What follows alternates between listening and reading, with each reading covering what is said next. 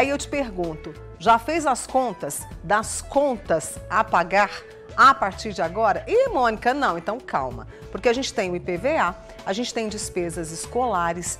Agora, como se organizar? Né? O que priorizar? Por onde começar?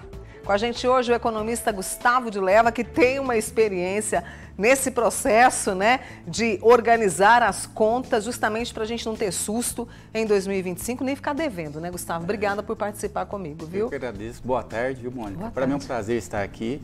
Mônica, a gente tem que começar a pensar o seguinte, no começo do ano, é um começo recorrente de imposto. Sim. A gente nunca vai começar o ano sem deixar de pagar imposto. Então, o que a gente precisa fazer? A gente precisa começar a fazer um planejamento melhor de como pagar esses impostos.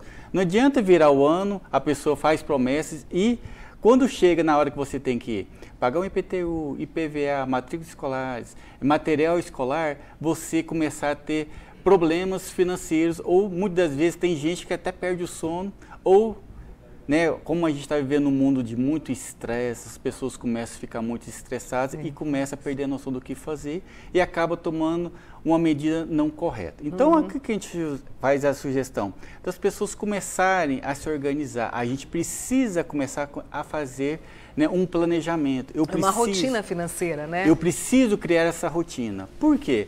Se eu não faço essa rotina, eu acabo tendo alguns tropeços.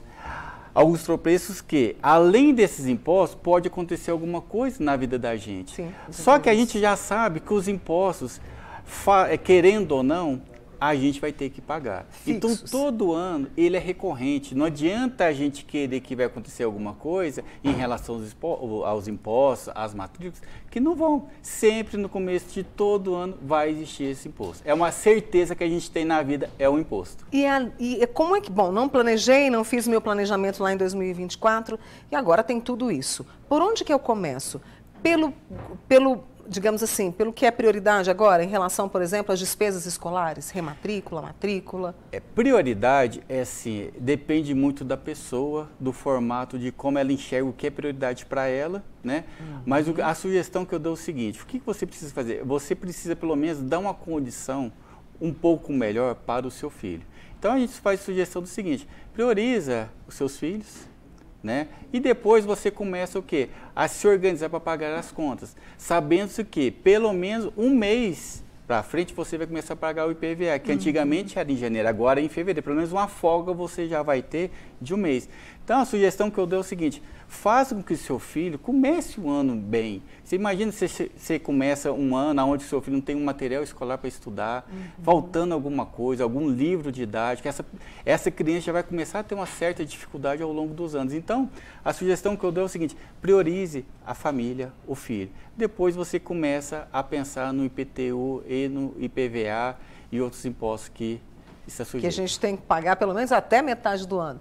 Inclusive a gente tem aqui, olha, esses impostos, né, que nós todos já estamos acostumados há anos, o IPTU, o IPVA. A gente falou de despesas escolares. Bom, esses dois impostos que a gente tem agora pela frente, como é que eu sei que eu posso pagar à vista ou que vale a pena parcelar? É possível fazer essa conta, Gustavo? É possível, desde que você tenha o dinheiro para você pagar essa condição à vista. Se você não tiver condições de pagar ele à vista, você vai ter que pagar parcelado.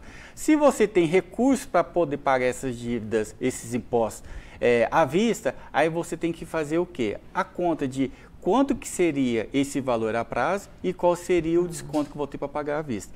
Com isso, você faz o seguinte, fazendo essa divisão, você vai encontrar um percentual. Esse percentual você tem que ver se vale a pena ou não. No caso de alguns impostos, igual tipo assim, o IPTU, vale a pena você ter, porque o desconto dele é um pouquinho maior do que o IPVA. Agora, se você tiver um pouco apertado financeiramente, parcela. Paga parcelado, entendeu? Entendi. Mas não deixe de pagar. Entendeu? Porque se você deixa de pagar, aí quando vem os juros, e hoje está sendo protestado, né? Estão protestando quando você não paga, principalmente o IPVA, você acaba tendo um nome sujo. Então, não deixe de pagar. Tá. Então, fazendo essa continha para saber o que vale a pena ali para mim. Nós temos outras situações também, outros encargos, vamos dizer assim, né? A gente tem ali, olha, água, luz e telefone, anuidade de conselhos profissionais, a gente também tem, muita gente usa o cartão de crédito como ferramenta para organizar o orçamento, né, Gustavo? Então tem que estar atento também a isso. O cartão de crédito, ele veio assim para você pagar, né, algumas compras que você necessita, né, mas ao mesmo tempo você tem que pagar esse cartão de crédito. Ou seja, você acaba prorrogando uma conta que você está pagando hoje para você poder pagar para frente, mas porém com alguns benefícios, milhas, entre outros. Então, assim, o conselho que eu dou é se você começa a se organizar financeiramente, criar um hábito de planejar, porque na medida que eu compro pelo cartão de crédito, eu tenho que pagar aquela fatura. Aí a pessoa tem muito em mente assim, eu vou comprar, depois eu pago só o mínimo da fatura. Nossa. Aí é um perigo, entendeu? O ideal é você fazer o seguinte, eu preciso organizar, compro no cartão de crédito, mas quando chegar a fatura, eu pago na totalidade esse cartão. Porque se você começar a pagar somente o mínimo, aí os juros, ele é exorbitante. É um juro, assim, um dos maiores do mundo em relação, né, a isso. Então a pessoa começa para depois ele sair, é muito difícil, entendeu? Então o conselho que eu dou, assim, comece a se organizar para você poder pagar essa fatura na totalidade. E essa questão do cartão de crédito, há muito tempo que o cartão de crédito lidera a inadimplência, não é? Me corrija se eu estiver errado. É verdade. E eu tenho que me organizar, porque é um dinheiro de plástico e muitas vezes a gente fala, vou pagar isso aqui no cartão. E quando vê, virou uma conta sem precedentes. Eu tenho que anotar tudo isso para ter uma noção, porque não é dinheiro, é dinheiro ali, né? Que a gente não vê, mas está ali, vai ser cobrado. O ideal, Mônica, é você fazer um trabalho, sabe de que forma? Coloca R$1.000 na sua carteira e começa a gastar. E aí você também faz um trabalho com cartão de crédito, você gastando esses R$1.000. Quando você está com cartão de crédito, você gasta sem você perceber. Exato. Quando você está em posse do dinheiro, você já fica meio assim, nossa, eu vou dar, vou pagar, e esses 1.000 vai começar a diminuir. No cartão não tem isso, entendeu? Você não tem essa sensação do limite. Esse que é o nosso grande problema. Com o dinheiro fisicamente, você começa assim, a policiar, não preciso. Por quê? Porque eu não vou gastar o dinheiro com bobeira, mas no cartão, vou pagar, né? Você não está tendo aquela sensação de limitação, mas porém vai vir a conta no futuro. Dicas legais que a gente separou. Faça uma lista das despesas que não podem ser evitadas. Conta de água, luz. Deixar tudo isso bem claro, né? Tem algumas contas, Mônica, que elas fazem parte das nossas vidas. A gente não consegue sobreviver sem essas contas. Água, luz, telefone, né, o celular, internet. E algumas outras contas, elas são supérfluas. A gente tem que saber identificar o que é essencial e o que é supérfluo. Na medida que eu separo o que é essencial, eu começo a ter uma noção daquilo que eu preciso, né, planejar para poder honrar aquele compromisso. Já o supérfluo, igual eu não falei, é supérfluo. Eu não preciso daquilo naquele momento, naquela hora. Eu posso postergar, eu posso verificar se há necessidade ou não daquele mercadoria. E claro, priorizar esses gastos fixos e obrigatórios para a gente evitar o que você falou. Taxa de juros no Brasil está uma coisa absurda e vergonhosa, né? Eu diria também. A tendência dos juros é que ele aumente esse ano. Então, quando o governo ele aumenta a taxa de juros, vai assim, dá o noticiário que a Celi comentou, está dizendo para a população o seguinte, não compre a prazo, porque os juros está maior. Então, a gente tem que entender isso para você não entrar, talvez, numa rotina que depois você não tem como você sair. Exatamente. E é difícil sair com juros altos. Não gastar todo o salário, e é aquilo que você falou, a gente precisa se programar. Quanto que eu posso? A população hoje está toda apertada, né? O orçamento em casa está apertado.